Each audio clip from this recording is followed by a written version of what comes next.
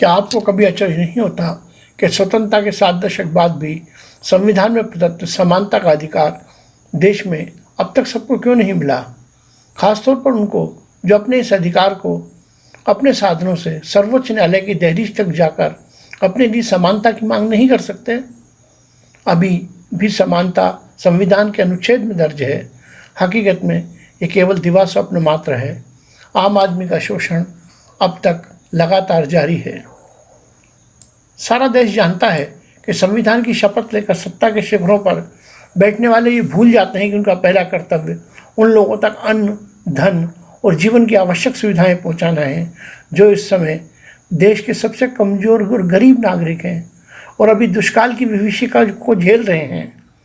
उन्हीं के वोटों से ये सत्ताधीश सत्ता की मसनद पर मचक रहे हैं।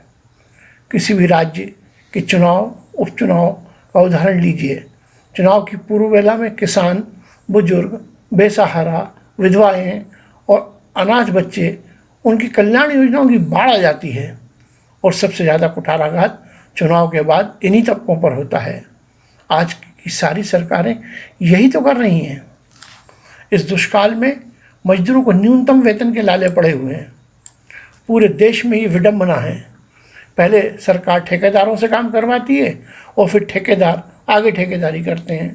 क्या देश की सरकार, सभी प्रांतों की सरकारें ये नहीं जानती कि प्राइवेट तंत्र में शोषण है, लेकिन सरकारी तंत्र में जितना शोषण है उससे ज़्यादा भ्रष्टाचार है। उसे रोकने या कम करने के लिए एक भी प्रयास कोई नहीं कर रहा है। हर सांसद, मंत्री या पूर्व सांसद, विधायक किसी भी बीमारी का इलाज देश विदेश में या प्राइवेट अस्पतालों में करवाता है तो उस पर असीमित खर्च किया जाता है। भोपाल, इंदौर के निजी अस्पताल कोरोना काल में वीआईपी चिकित्सा केंद्र में बदल गए हैं।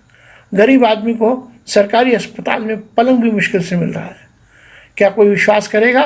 देश में एक वीआईपी परिवार पर 3 करोड़ से ज़्यादा चिकित्सा खर्च होता है, लेकिन आम जन सरकारी अस्पतालों की दहलीज पर धक्के खाता और कभी कभी बिना उपचार के ही मर जाता है।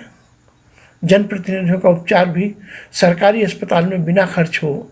यदि प्राइवेट उपचार और विदेश में उपचार उन्हें अपने खर्च पे ही करवाना पड़े, तब संभव है कि राज्य के करोड़ों रुपए बच जाएं। पूरे देश में तो अरबों रुपए बच सकते हैं। देश का एक बड़ा तबका वृद्धावस्था पेंशन की मेहरबानी पर जिंदा है। ये पेंशन इतनी कम है कि 2 समय की रोटी, 2 समय 2-2 रोटी नहीं खा सकते।